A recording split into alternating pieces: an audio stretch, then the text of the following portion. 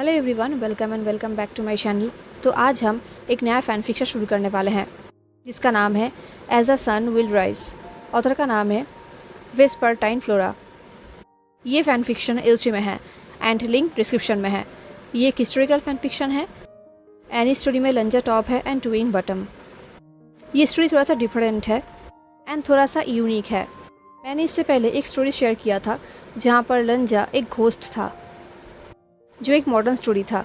I hope आपको याद है, बट ये स्टोरी और भी डिफरेंट है। इस स्टोरी में लंजा एक मॉन्स्टर है, एक ट्री मॉन्स्टर। आई मीन लंजा एक ट्री है जो कि एक मॉन्स्टर भी है एंड विंग एक ह्यूमन है। अब लंजा मॉन्स्टर कैसे बना, ट्री कैसे बना, वो आपको आगे स्टोरी में पता चल जाएगा। तो आई होप आपको ये स्टोरी अच्छा लगेगा एंड आई ऑल्सो होप कि इसे किसी ने शेयर ना किया हो। ओके, तो चलो शुरू करते हैं आज का फर्स्ट पार्ट।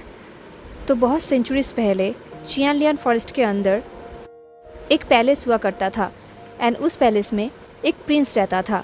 वो प्रिंस बहुत ही हैंडसम एंड नोबल मैन था, जो कि हैंडसम एंड नोबल के साथ साथ सॉफ्ट स्पोकन एंड राइटियस था, जो बहुत ही ऑनेस्ट था, हमेशा ट्रूथ का साथ देता था। एंड वो प्रिंस बहुत ही हेल्पफुल था, वो सबको हेल्प करता था।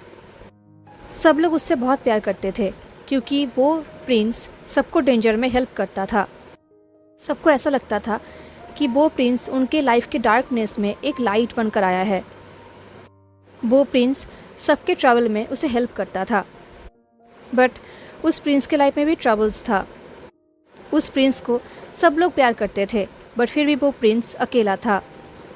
वो जब भी ट्रैवल करता था उसके साथ कोई कंपेनियन नहीं रहता था और ना ही कोई सर्वेंट और ना ही कोई दोस्त रहता था। वो हमेशा अकेला ही ट्रैवल करता था।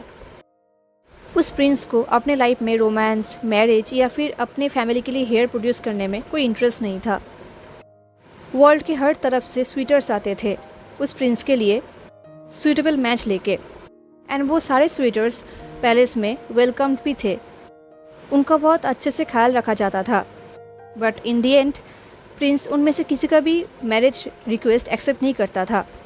वो स्वीटर्स कुछ दिन के लिए वहाँ पर ही रुकते थे प्रिंस को मनाने के लिए, एंड वो प्रिंस उन्हें वहाँ पर रहने भी देता था क्योंकि प्रिंस बहुत ही हम्बल थे। बट स्टिल, चाहे जितने दिन भी हो जाए, प्रिंस किसी का भी मैरिज प्रपोजल एक्सेप्ट नहीं करता था एंड इन दी एंड उन सबको अपना घर लौटना पड़ता था। प्रिंस का लाइफ ऐसे ही जा रहा था, बट एक दिन सब कुछ चेंज हो गया। एक दिन प्रिंस के लिए एक न्यू स्वीटर आया। उसने अपने आप को ये कह के इंट्रोड्यूस कराया कि वो साउथ के किंगडम का प्रिंसेस है, जो कि एक झूठ था क्योंकि वो इंसान कोई ह्यूमन नहीं था बल्कि एक होली जिंग था जो प्रिंसेस बन के आया था। वो पैलेस में प्रिंस को सीड्यूस करने के लिए आया था। उस रात को जब प्रिंस अपने बेड चेम्बर में सो रहे थे तब वो होली जिंग चुपके से प्रिंस के बेड में चला गया था, बट उसका ये इंटेंशन फुलफिल नहीं हुआ क्योंकि प्रिंस ने इमीडिएटली उसे पकड़ लिया एंड उसका रियल आइडेंटिटी सबके सामने आ गया। जैसे ही ऐसा हुआ, गार्ड्स ने उस होली जिंग को प्रिंस के रूम से निकाला एंड उसे उसके खुद के रूम पे शिफ्ट कर दिया। एंड गार्ड्स पूरी रात तक उसे गार्ड देता रहा ताकि वो होली जिंग अपने रूम से निकल के प्रिंस के रूम पे ना जा सके। एंड नेक्स्ट डे जैसे ही सुबह हुआ, उसे पैलेस से जाने के लिए कह दिया गया। इस रिजेक्शन की वजह से वो होली जिंग बहुत ही गुस्सा हो गया था। जाने से पहले उसने प्रिंस को कर्स दिया। कर्स में उसने कहा कि जिस तरीके से उस प्रिंस ने उसे रिजेक्ट किया है, उसके वजह से ये प्रिंस तब तक जिंदा रहेगा जब तक कोई उसे मुक्ति ना दिला दे। तब तक वो इसी लाइफ में फंसा रहेगा। इस श्राप के बाद गार्ड्स ने उस होली जिंग को पैलेस से बाहर निकाल दिया। उस होली जिंग ने प्रिंस को श्राप तो दे दिया, बट इमीडिएटली कुछ भी नहीं हुआ। आसपास सब लोग गॉसिप कर रहे थे, बातें कर रहे थे, बट पूरा दिन बिल्कुल नॉर्मल था। प्रिंस अपने थ्रोन में बैठ के अपना काम कर रहा था एंड फाइनली सनसेट हुआ। प्रिंस का ड्यूटी ख़त्म हुआ तो प्रिंस अपने थ्रोन से नीचे उतर रहे थे। देन वो अपने ग्रैंड रूम से बाहर निकलने ही वाले थे। सडनली उनका पैर किसी चीज़ में फंस गया। उनका सिर्फ एक ही पैर नहीं बल्कि दोनों पैर ही फंस गया। उन्होंने हिलने की कोशिश तो की थी, बट उनका पैर हिल नहीं रहा था, वो बिल्कुल स्टक हो गया था। ये देख के प्रिंस ने अपने पैर की तरफ देखा एंड उन्हें रियलाइज़ हुआ कि ऐसा क्यों हो रहा था। उन्होंने देखा कि ज़मीन के नीचे से रूट्स निकल के उनके पैर को जकड़ लिया है। वो रूट्स उनके बूट्स को फाड़ रहा है एंड वो रूट्स उसके पैर को वहाँ पर स्टक कर रहा है एक स्टोन की तरह। उसने अपने पैर को हिलाने की कोशिश किया बट वो हिल नहीं पा रहा था। उसका पैर जैसे स्टोन बन गया था। आसपास के सारे डिसिपल्स, सारे लोगों ने उन्हें हिलाने की कोशिश की। उन लोगों ने अपने तलवार का भी यूज़ किया एंड रूट्स को काटने की कोशिश किया बट ऐसा नहीं हुआ। उनका तलवार टूट गया बट वो रूट्स वैसे की वैसे ही था। अब धीरे धीरे वो रूट्स प्रिंस के पूरे बॉडी को जकड़ रहा था। वो रूट्स उनके पूरे बॉडी को रैप कर रहा था। इमीडिएटली बहुत से डॉक्टर्स को बुलाया गया ताकि उनके पोषण से कुछ हो सके बट कुछ भी नहीं हुआ।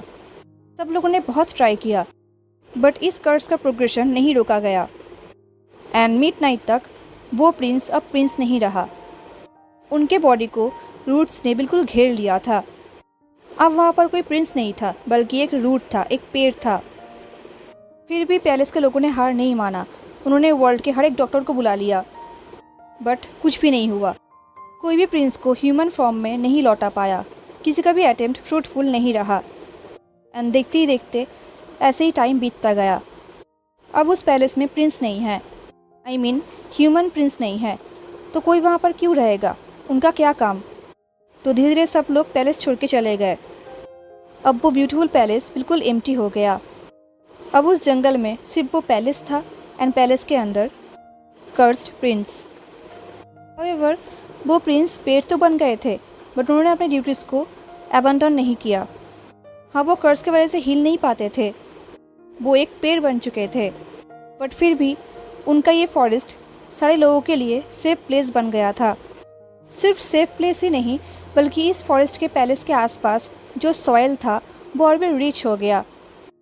इस सॉइल के लैंड्स में लोग जो भी फार्मिंग करते थे उनका फसल बहुत ही स्ट्रॉन्ग एंड रिच होता था। ये देख के लोग समझ गए थे कि प्रिंस अब प्रिंस तो नहीं रहे बट फिर भी उन्होंने उनके ऊपर से अपने ड्यूटीज़ को नहीं हटाया। वो अभी भी अपनी ड्यूटीज़ कर रहे थे बट सिर्फ एक ही प्रॉब्लम था कि प्रिंस को फीड करवाना पड़ता था एंड प्रिंस का खाना कोई नॉर्मल खाना नहीं था बल्कि कुछ और था। एनीवेज, देखते ही देखते टाइम बीत गया। बहुत सेंचुरीज हो गया, बहुत कुछ बदल गया बट वो कर्स नहीं बदला। अब उस पैलेस एंड प्रिंस को लेकर बहुत सारे रूमर्स आसपास फैले हुए थे। अब उस फॉरेस्ट के ही पास एक विलेज है जहाँ पर विवुशियन रहता है। उसने उस पैलेस एंड प्रिंस को लेकर बहुत सारे रूमर्स सुना है। लोग कहते हैं कि उस एबंडन्ड पैलेस में कुछ तो है जिसकी वजह से वो फॉरेस्ट सबको बहुत ही सेफ फील होता है। उस फॉरेस्ट में जाकर कोई भी लॉस्ट नहीं होता, कोई भी रास्ता नहीं भटकता। उस फॉरेस्ट के लैंड्स में कोई भी फसल बहुत ही अच्छी तरीके से ग्रो होता है। हर एक फसल बहुत ही हेल्दी होता है। बट एक और रूल भी है एंड ये रूल सेंचुरीज से चला आया है एंड वो रूल ये है कि प्रिंस को फीड करवाना पड़ता है एंड प्रिंस को फीड करवाने के लिए फॉरेस्ट के आसपास के विलेजेस से यंग वर्जिन वुमेन्स को पैलेस के अंदर सेंड किया जाता है। ये बरसों का ट्रेडिशन बन चुका है। आसपास के जितने भी विलेज है, टाउन है, उन सारे विलेज एंड टाउन से एक एक लेडी को भेजा जाता है। हर एक विलेज एंड टाउन के बीच में रोटेशन होता है। एक महीने में सिर्फ एक ही लेडी जाती है क्योंकि विलेज एंड टाउन्स के एंसेस्टर कहते थे कि प्रिंस बहुत अच्छे हैं, वो सबको हेल्प करते हैं बट अगर उन्हें टाइम पे फीड नहीं किया गया तो कुछ भी हो सकता है। तो ये रूल उन लोगों ने ही बनाया था एंड उसी रूल को अभी तक फॉलो किया जा रहा है। रूमर्स ये कहता है कि प्रिंस का जो फूड है वो कोई नॉर्मल फूड नहीं है बल्कि वो इंसान का एनर्जी होता है। तो इसलिए हर एक महीने एक लेडीज़ को भेजा जाता है ताकि वो प्रिंस उन लेडीज़ के अंदर से वो एनर्जी एब्जॉर्व कर सके क्योंकि यही उनका फूड है। एंड अगर ऐसा नहीं किया गया तो ये पूरा वाइल्ड लाइफ, पूरा फॉरेस्ट ख़त्म हो जाएगा एंड अगर ऐसा हुआ तो विलेजर्स के लिए जीना मुश्किल हो जाएगा। तो इसलिए ये सेक्रीफाइस करना ही पड़ेगा। इसलिए एंसेस्टर्स के इस लॉजिक के ऊपर कोई भी सवाल नहीं करता। बरसों से सब लोग इसी रूल को फॉलो किए जा रहे हैं। बट सब लोगों को ये भी पता है कि जो भी लेडी सेक्रीफाइस के लिए पैलेस के अंदर जाता है वो फिर से लौट के अपने घर वापस नहीं आता। किसी को भी पता नहीं कि उन लेडीज़ के साथ क्या होता है। तो सब लोग ये कहते हैं कि जो भी अंदर जाता है वो एनर्जी देने के बाद शायद मर जाता है, उनका डेथ हो जाता है, इसलिए वो वापस नहीं आते। विभूषण के दिमाग में यही बातें घूम रहा था, क्योंकि इस बार उसकी बहन जियान याली की टर्न थी उस पैलेस में जाने का। विभूषण जियांग फैमिली का एडॉप्टेड सन है एंड जियान याली उसके लिए सब कुछ है। जब उसे एंड उसके भाई जियांग को पता चला कि इस बार टर्न उनका है, इस बार जियान याली जाएगी, तो उन लोगों ने बहुत प्रोटेस्ट किया। उन लोगों ने जियांग फैंगमिन एंड मैडम यू को बहुत रिक्वेस्ट किया कि वो लोग उनके सीजे को ना भेजें, पर उनके पास और कोई रास्ता नहीं था। मैडम यू एंड अंकल ने कहा कि अगर उन्होंने ऐसा नहीं किया, अगर उन्होंने सेक्रीफाइस नहीं किया, तो उनके घर को जला दिया जाएगा एंड उनको इस टाउन से निकाल दिया जाएगा, तो उन्हें ये सेक्रीफाइस करना ही पड़ेगा। तो जब विभूषण को रियलाइज़ हुआ कि अब उनके पास और कोई रास्ता नहीं है, अब कोई भी रास्ता नहीं है यानली को बचाने का, तो विभूषण ने एक प्लान बनाया एंड कुछ दिन बाद उसने सबको रिक्वेस्ट किया कि वो ही यानली को फॉरेस्ट तक छोड़ने के लिए जाएगा एंड सारे घर वाले एंड टाउन वाले राज़ी भी हो गए। तो आज बहुत ही अर्ली मॉर्निंग को विभूषण अपनी बहन को फॉरेस्ट की तरफ लेके जा रहा था। अभी तक ठीक से सनराइज़ भी नहीं हुआ था एंड अभी स्प्रिंग चल रहा था, तो आसपास का वेदर ठंडा भी था। विभूषण अपनी बहन यानली को लेकर फॉरेस्ट की तरफ जा रहा था। उन दोनों के बीच में एक ऑकवर्ड साइलेंस था। दोनों का ही मूड बहुत ही क्वाइट एंड सीरियस था। यानली को देखकर लग रहा था कि उसने फाइनली अपनी लाइफ से रिज़ाइन कर लिया है, उसने अपने फेट को एक्सेप्ट कर लिया है। यानली आसपास ऐसा देख रहा था जैसे कि वो सब कुछ लास्ट टाइम देख रही है, इसके बाद उसे ये सब नहीं दिखेगी। ये देखते हुए विभूषण को बहुत बुरा लग रहा था, उसे अंदर ही अंदर बहुत पेन हो रहा था। वो सोच रहा था कि उसे अब अपने प्लान के बारे में यानली को बताना चाहिए या नहीं। तभी उसके आसपास से एक ब्रांचेस में आवाज़ होने लगा। आवाज़ आते ही विभूषण चौंकाना हो गया। उसने अपने तलवार सुइबिया को निकाला अपने बहन एंड खुद के प्रोटेक्शन के लिए। वो ओपोनेंट के लिए रेडी था, बट उसका ओपोनेंट ऐसा नहीं था जैसा वो एक्सपेक्ट कर रहा था। सेकेंड बाद जिन जिशुआन अपने कुछ कजन्स के साथ ब्रांचेस के पीछे से बाहर आया एंड उसे देख के विभूषण को रिलीफ फील हुआ। शायद लाइफ में पहली बार जिन जिशुआन को देखकर विभूषण को रिलीफ फील हो रहा था, एनोइंग नहीं। एंड जिन जिशुआन को देखकर यानली भी फ्रोज हो गई थी। यानली ने कहा, जिन गोंगजा, क्या आप यहाँ पर क्या कर रहे हैं? यानली बिल्कुल शॉक्ड हो गई थी। यानली को देखकर जिन जिशुआन लव स्ट्रक भी हो गया था एंड ओवरवेल्म भी हो गया था। वो उन दोनों के पास आया। उसने कहा, वेगोंगजा ने मुझे लेटर भेजा था, उन्होंने मुझे सब कुछ कहा कि क्या हुआ था एंड उन्होंने मुझे कहा था कि मैं आपसे यहाँ पर आकर मिलूँ। ये सुन के यानली शॉक्ड हो गई। उन्होंने विभूषण की तरफ देखा और कहा, आशियान। यानली के फेस में एक बिटर स्वीट स्माइल भी थी, क्योंकि यानली जानती है कि विभूषण जिन जिशुआन को बिल्कुल भी पसंद नहीं करता, बट फिर भी विंग ने जिशुआन को लेटर भेजा है यानली के लिए। यानली ने कहा, आशियान, क्या तुमने ये मेरे लिए किया था? विंग ने नोट किया। विंग को पता है कि यानली ने अभी तक रियलाइज़ नहीं किया है कि विंग का प्लान क्या है। यानली ने कहा, थैंक यू। ये बोल के यानली ने अपने हाथों को विंग के फेस में रखा और कहा, सच में गुड बाय कहे बिना जाना मेरे लिए बहुत ही टफ था। ये बोल के यानली ने विंग के फेस को स्ट्रोक किया। ये देख के विंग को बहुत अच्छा लगा। देन यानली ने जिशुआन की तरफ देखा और वो किया और कहा, जिन गोंगजा, आई एम ग्लैड कि आशियान ने आपको लेटर भेजा था। आई एम सॉरी, हमें वो लाइफ नहीं मिलेगा जो हमने प्लान किया था, बट आई एम हैप्पी कि मैं आपको लास्ट टाइम देख पाई। ये सुन के जिशुआन कन्फ्यूज़्ड हो गया। वो कन्फ्यूज़्ड होके विंग की तरफ देखने लगा। विंग देख सकता था कि जिशुआन के फेस में बहुत सारे क्वेश्चंस है। ये देख के विंग को नर्वस फील हो रहा था। उसने एक डीप ब्रेथ लिया एंड फाइनली हिम्मत करके कहा, सीजिए, आपको जिन गोंगजा को गुड बाय कहने की ज़रूरत नहीं है। ये सुन के यानली फ्रोज हो गई। उसने स्लोली विंग की तरफ देखा।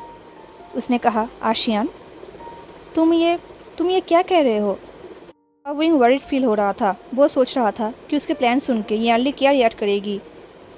वो कुछ कह नहीं पा रहा था, बट ऑफ कोर्स यानली उसकी बहन है, वो उसे समझती है। यानली ने कहा, आशियान, प्लीज़ तुम अब मुझे ये मत बताना कि तुम खुद मेरी जगह पैलेस में जाने की कोशिश कर रहे हो। कि तुम मेरे लिए खुद को सेक्रीफाइस करने की कोशिश कर रहे हो। शियान, प्लीज़ बता दो कि मैं रॉन्ग हूँ, मैं गलत हूँ। ये सुन के विंग चुप रहा। एक्चुअली विंग का प्लान यही है। उसका प्लान ये है कि यानली की जगह वो खुद पेरिस में जाएगा सेक्रीफाइस करने के लिए। एंड ये प्लान विंग ने कुछ सोचे समझे बिना ही बनाया था, इमीडिएटली बनाया था, क्योंकि वो यानली के लिए कुछ भी कर सकता है। इसी विंग को रियलाइज़ हुआ कि यानली सेक्रीफाइस कर रही है। विंग ने ठान लिया था कि वो ऐसा नहीं करने देगी, क्योंकि यानली उसके लिए सब कुछ है, उसके लिए एंड जियांग चैंग के लिए, सिर्फ उन दोनों के लिए ही नहीं, बल्कि वो उसके फैमिली का इकलौती डॉटर है। एंड यानली के बिना लोटस पियर घर नहीं है उसके लिए। तो विंग के पास दो चॉइस था, एक यानली को सेक्रीफाइस करने देना एंड दो यानली की जगह खुद सेक्रीफाइस करना। विंग को पता है कि यानली का बचपन का ड्रीम है कि वो जिन जिशुआन के साथ हैप्पीली रहेगा, शादी करके फैमिली बना के। एंड यानली दुनिया के हर एक हैप्पीनेस डिज़र्व करती है। तो अब विभूषण के पास सिर्फ एक ही चॉइस था, वो है खुद को सेक्रीफाइस करना, जो वो यानली के लिए 1000 टाइम्स करेगा।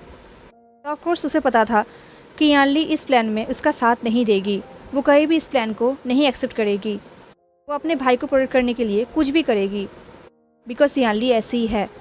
वो कहीं भी अपने लिए विभूषण को सेक्रीफाइस नहीं करने देगी। तो विभूषण को पता है कि वो अकेला यानली को नहीं संभाल सकता, तो इसलिए उसने जिन जिशुआन को लेटर भेजा था। एंड थैंकफुली यानली का एक फियांसे है जिसका हेल्प विभूषण ले सकता है। विभूषण को पता है कि जिशुआन के हेल्प से वो यानली को मना सकता है। ये सोचते हुए विंग ने एक डीप ब्रेथ लिया एंड उसने कहा, जिन गोंगजा, तुम्हें यहाँ पर अपने साथ अपने घर लेके जाने के लिए आया है। ये बोलकर विंग ने स्माइल किया। वो यानली के गेस को अवॉइड करने लगा। उसने कहा, दिन तुम मुझसे शादी कर सकते हो जैसे कि तुम चाहते थे। यानली ने कहा, आशियान। ये बोल के यानली ने विंग के हाथों को पकड़ा एंड स्क्वीज़ किया और कहा, प्लीज़ तुम ऐसा नहीं कर सकते, ये मेरा ड्यूटी है, तुम ऐसा कर भी नहीं सकते। विंग जानता है कि यानली सही कह रही है, उसने रिसर्च किया है, पता है कि सेक्रीफाइस के लिए सेंचुरीज से सिर्फ यंग वर्जिन वुमेन ही पैलेस में जाते हैं। आज तक कोई मैन नहीं गया है।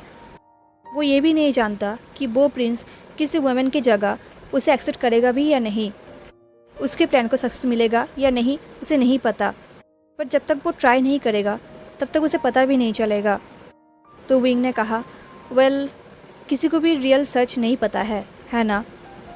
ये सुन के यानली ने एक हार्ड लुक दिया एंड स्टर्नली कहा, आशियान, तुम्हारे सामने तुम्हारा पूरा लाइफ पड़ा है, तुम ऐसे।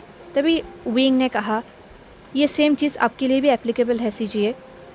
ये बोलने के बाद विंग ने जिशुआन की तरफ देखा एंड नोट किया और कहा, आप दोनों ऑलरेडी एंगेज्ड हो एंड बहुत जल्दी आप दोनों का शादी भी हो जाएगा एंड आपको आपका फैमिली मिल जाएगा, जो आपका हमेशा से ड्रीम था। क्योंकि यानली ने कहा, बट आचिन का क्या होगा, वो तुम्हें मिस करेगा। अगर हम दोनों ही चले गए तो उसका ख्याल कौन रखेगा। ये सुन के विंग को अंदर ही अंदर सच में बुरा लगा। उसे ये बात पता है, उसे अच्छे से पता है कि अगर वो दोनों चले गए तो जियांग चैंग अकेला पड़ जाएगा।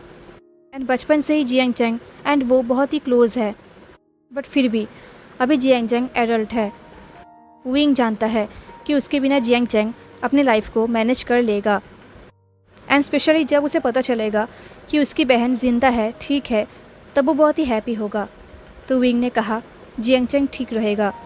कुछ ही हफ्ते बाद हम सबको पता चल जाएगा कि इस प्लान ने काम किया है या नहीं, एंड देन तुम उन्हें बता पाओगे कि तुम भी सेफ हो। एंड ट्रस्ट मी, तब वो बहुत हैप्पी हो जाएगा। तभी यानली ने स्टर्नली कहा, आशियान, स्टॉप। विंग ने पहली बार यानली को इतने गुस्से में देखा था, वो खुद भी शॉक्ड हो गया। यानली ने कहा, मैं कहीं भी तुम्हें ऐसा नहीं करने दूंगा। मैं तुम्हारा सीनियर हूँ, तुम्हें मेरी बात सुनना पड़ेगा। मैं तुम्हें ऑर्डर कर रहा हूँ कि तुम इससे पहले यानली कुछ कर पाती या फिर कह पाती। सडनली यानली बेहोश हो गई, वो बेहोश होकर नीचे गिरने लगी। एंड तभी जिन जिशुआन ने एंड विंग ने उसे पकड़ लिया। देन जिन जिशुआन ने एंड विंग ने एक साथ जिन जिशुआन के कज़न जिन जिशुन की तरफ देखा एंड एक साथ कहा, जिशुन, ये तुमने क्या किया। जिशुन ने अपने हाथ को डिफेंसिवली ऊपर किया, क्योंकि जिन जिशुन ने ही एक तालिस्मान यानली के ऊपर अप्लाई किया था उसे बेहोश करने के लिए। जिशुन ने कहा, तुम लोगों ने उसकी बात सुना ना, वो नहीं मान रही थी एंड बेकार में बात आगे बढ़ रहा था, इसलिए मैंने सब कुछ ईजी कर दिया। विंग सोच रहा था कि अगर उसके बाहों में अभी यार्ली ना होती तो वह अभी के अभी जिशुन के फेस पे एक ज़ोर का पंच करता। एनीवेज, उसने एक डीप शाई किया और उसने अपनी बहन की तरफ देखा। उसकी बहन जो उन दोनों के बाहों में बेहोश पड़ी थी। विंग ने धीरे धीरे यार्ली को कम्प्लीटली जिशुअन के हाथों में दे दिया। जिशुअन ने प्रोडक्टिवली यार्ली को पकड़ भी लिया। विंग ने यार्ली के हाथों को पकड़ा एंड वो उसके फेस को देखने लगा। वो सोच रहा था वो अपने बहन को ऐसे गुड बाई नहीं कहना चाहता था, बट उसे पता है यही बेस्ट होगा। यार्ली की सेफ्टी उसके लिए बड़ी चीज़ है। उसे पता है ये लास्ट टाइम है जब वो अपनी बहन को देख रहा है। वो कुछ टाइम तक अपने बहन के रिलैक्स्ड एंड स्लीपी फेस को देखने लगा। विंग को अंदर ही अंदर बहुत ही सैड फील हो रहा था, सॉफ्ट फील हो रहा था, बट एनीवेज वो ये सब अपने बहन को बचाने के लिए कर रहा है। उसने अपने बहन के हाथों को एक सॉफ्ट किस किया एंड देन फाइनली वो अपने बहन से दूर हुआ। यार्ली से अलग होने के बाद उसने अपने तलवार को ध्यान से देखा, उसके सुईबिया को। उसने सुईबिया को आखिरी बार गुड बाय कहा। देन उसने सुईबिया को जिशुअन के कज़न के हाथों में दे दिया, क्योंकि जिशुअन के हाथ में यार्ली थी तो वो सुईबिया को पकड़ नहीं सकता। एंड वैसे भी विंग को अभी सुईबिया की ज़रूरत नहीं होगा, क्योंकि वो अभी कहीं भी नहीं लौटेगा, तो सुईबिया उसका किस काम का। वो खुद जा रहा है सेक्रीफाइस के लिए, तो अभी से सुईबिया उसे किसी काम की नहीं है। इसलिए उसने अपने सुईबिया को जिशुअन के हाथों में दे दिया। फिर उसने एक डीप ब्रेथ लिया एंड जिशुअन की तरफ देखा और कहा उसका ख्याल रखना। जिशुअन ने विदाउट एनी हेजिटेशन कहा ऑफ कोर्स। जिशुअन और विंग के बीच में टेंशन गायब हो गया। कहीं ना कहीं विंग जिशुअन को ट्रस्ट कर पा रहा था। हालांकि बचपन से उन दोनों के बीच में सालों से झगड़ा है। शुरू में विंग जिशुअन से हेट करता था, बट अब विंग देख सकता है कि जिशुअन कितना प्यार करता है यार्ली से। तो विंग के अलावा सिर्फ जिशुअन ही है जो यार्ली को संभाल सकता है। विंग ने कहा याद रखना, अगर तुमने उसका ख्याल नहीं रखा तो मैं घोस्ट बन के तुम्हें हॉन्ट करूँगा। सुना ना तुमने? जिशुअन ने एक सॉफ्ट स्माइल करते हुए कहा हाँ मैंने सुना। दिन जिशुअन और विंग के बीच में एक आई लॉक हुआ। उन लोगों ने अपने आइज से ही बहुत सारे अनस्पोकन वर्ड्स कह दिया। उन दोनों के बीच में एक लॉन्ग साइलेंस था। दिन जिशुअन ने कहा थैंक यू विविशियन। विंग ने एक फाइनल नोट किया एंड फाइनली उसने अपने सीजे के फेस से अपने आइज़ को टर्न कर लिया एंड देन वो फॉरेस्ट की तरफ जाने लगा, क्योंकि वो प्रिंस अपने सेक्रीफाइस के लिए वेट कर रहा है। हेलो एवरीवन, तो कैसा लगा आपको आज का पार्ट? क्या लगता है आपको आगे क्या होने वाला है? ज़रूर बताना हाँ। एंड मिलते हैं नेक्स्ट पार्ट में, तब तक के लिए take care, stay safe, bye.